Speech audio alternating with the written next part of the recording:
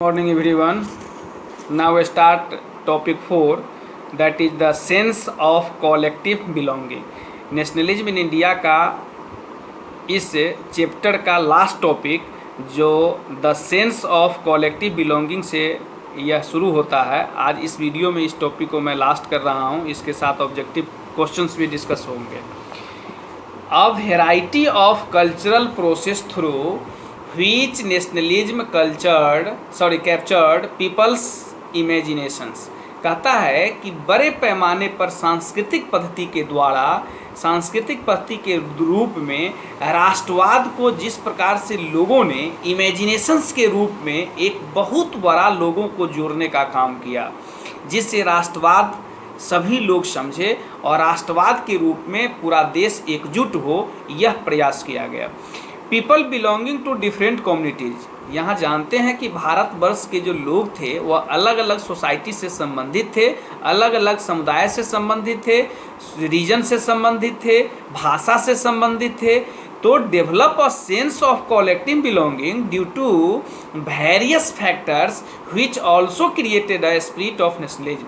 कहता है कि इस राष्ट्रवाद को सभी लोगों को एक साथ जोड़ने के लिए जिस प्रकार से भारतवर्ष में अलग अलग समुदाय के लोग, अलग अलग क्षेत्र के लोग, अलग अलग धर्म के लोग, अलग अलग समूह के लोग, अलग अलग भाषा से संबंधित, जिस प्रकार से भारतवर्ष में लोग अलग अलग मतों से संबंधित थे, इन सभी को एक जगह कलेक्ट करना यही भारतीय राष्ट्रवाद का सबसे बड़ा सूचक था। और ब्रिटिश को यही सबसे बड़ा भय था कि स्वाधीनता प्राप्त करने के लिए जो इंडियन नेशनल कांग्रेस है, अगर एक्सट्रीमिस्ट और मॉडरेट पार्टी के लोग इस प्रकार से लोगों को राष्ट्रवाद के रूप में अगर जोड़ने की प्रक्रिया पर बल देता है, चाहे वह किसी भी धर्म समुदाय से क्यों नहीं हो, तो ऐसी स्थिति में यह ब्रिटिश को यहाँ पर अधिक दिनों तक सर्वाइव करना बहुत ही कठिन हो जाएगा।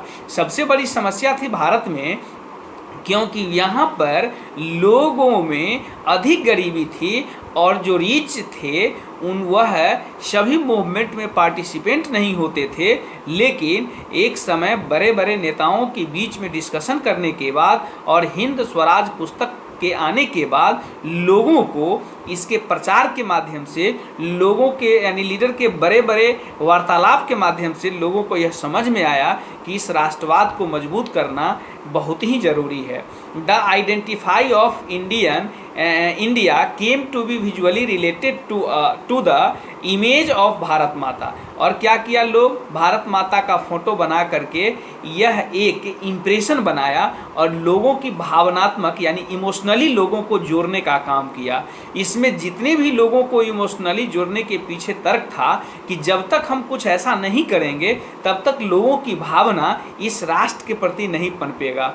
द इमेज ऑफ भारत माता एक्वायर्ड डिफरेंट फॉर्म्स, और इसको अलग अलग रूप में फॉर्म्स किया। चूँकि जानते हैं कि हमारे भारतवर्ष में अलग अलग धर्म के लोग हैं, अलग अलग क्षेत्र के लोग हैं, और सभी क्षेत्रों के रूप में, सभी धर्मों के रूप में सभी को जोड़ना, इस विजुअलाइजिंग का डिफरेंट फॉर्म था, अलग अलग फॉर्म था। Another means of creating a feeling nationalism, और दूसरा अर्थ ये था कि लोगों को राष्ट्रवाद का अनुभव कराना, लोगों को राष्ट्रवाद का फीलिंग कराना, is was through the reinterpretations of history. और इसी ऐतिहासिक दृष्टिकोण से इसको बनाया गया। The Indian nationalist began writing the past to discover India's great achievements. They wrote about the glorious development in ancient time when art and architecture, science and mathematics etc. had flourished। और इस प्रकार से लोगों को अलग अलग तरीके से, अलग अलग मेथड से, अलग अलग चीज़ों को खोज करके इसकी उपलब्धियों के माध्यम से बहुत सारे ग्लोरियस डेवलपमेंट करने की बात लिखी जाती थी। और जो प्राचीन समय में कला और स्थापत्य कला थी, विज्ञान और गणित था, उसके रूप में भी लोगों को अधिक से अधिक जोड़ने पर बल दिया गया। तो हम कह सकते हैं कि कॉलेक्टिव बिलोंगिंग में यही देखा गया है मेनली कि इसमें जितने भी भारतवर्ष के क्षेत्रीय लोग थे, समुदाय थे, क्लास थे, धर्म थे, भाषा थे, इन सभी चीज़ों को इस भारत माता को इमेजिंग करके और डिफरेंट फॉर्म में इमेजिनेशंस करके लोगों को जोड़ने का प्रयास किया। इस प्रयास को ही हम सेंस कलेक्टिव बिलोंगिंग के रूप में देखते हैं। और इसमें से सिर्फ वैसे विजुअलाइज पिक्चर्स को बनाया गया जिसमें यह गॉड और गॉडेसेस से संबंधित बातों की यह इमोशनली फीलिंग हो, और इसी इमोशनली फीलिंग से लोगों को अधिक से अधिक जोड़ा जाए, यह बताया गया है। तो इस टॉपिक में इतना ही है सेंस कलेक्टिव बिलोंगिंग में। अब हम इस टॉपिक से रिलेटेड हम इस क्वेश्चन ऑब्जेक्टिव क्वेश्चन आपको मैं बता रहा हूँ। टॉपिक 3 में भी कुछ छूट गया है, उसको भी इसी में हम जोड़ करके आपको बता देंगे। लेकिन पहले अभी हम बोल रहे हैं जो टॉपिक 4 था सेंस ऑफ कलेक्टिव बिलोंगिंग का क्वेश्चन है, उसको आप सही ढंग से देखें। पहला क्वेश्चन है कि what does the sense of collective belonging mean, ये हो गया फर्स्ट क्वेश्चन। दूसरा क्वेश्चन है कि हाउ डज नेशनलिज्म स्प्रेड। तीसरा क्वेश्चन है who created the first image of Bharat Mata, पहला इमेज कौन क्रिएट किया था। Mention some icons symbols that we are used unifying the people of inspiring within them the feeling of nationalism. पांचवा question है who painted the first image of Bharat माता, भारत माता का पहला इमेज कौन पेंट किया था। छठा क्वेश्चन है who created the spirit of nationalism through folklore. और सातवां क्वेश्चन है हु वाज नतीशा शास्त्री। तो ये इस टॉपिक से रिलेटेड ऑब्जेक्टिव क्वेश्चन है। अब आपको मैं ये बता रहा हूँ टॉपिक 3 का जो क्वेश्चन छूट गया था मैं उसको पढ़ के सुना देता हूँ। अब उस क्वेश्चन को सुनिए आप लोग कि वो क्वेश्चन क्या था।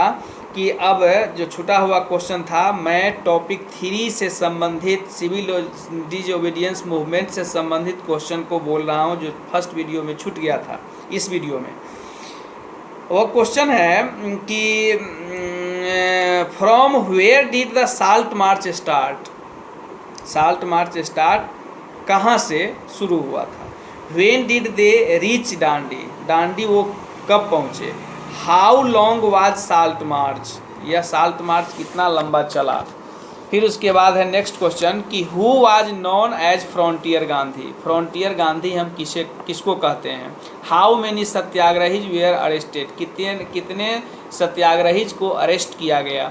फिर उसके बाद है कि when Gandhi Irwin pact was sign, Gandhi Irwin pact कब साइन किया गया। Where did the round table conference took place, तो आप जानते हैं कि लंदन में तीनों राउंड टेबल कॉन्फ्रेंस लंदन में आयोजित किया गया था। फिर उसके बाद है name the Congress leader who were put in jail by the British government. फिर उसके बाद क्वेश्चन है name the rich peasant community arrived in the civil disobedience movement. उसके बाद है कि why were rich peasants disappointed in 1931। उसके बाद है why did the poor peasant join the movement, ठीक है। उसके बाद है कि name the business organisation formed by the Indian industrialist. फिर उसके बाद है name the Indian industrialist who supported the movement. फिर उसके बाद है कि where did the workers move on